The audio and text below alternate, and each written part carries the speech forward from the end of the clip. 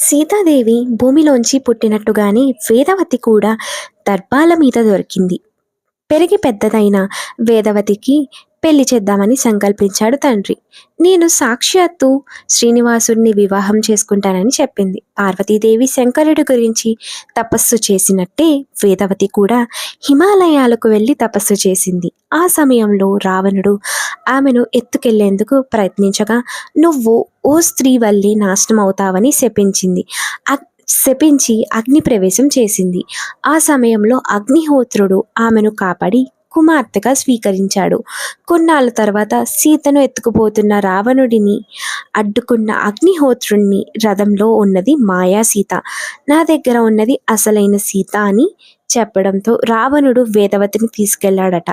సీత తరపున అశోకవనంలో ఉన్నది రాముణ్ణి రప్పించింది, రావణుడిని చంపించింది వేదవతి అని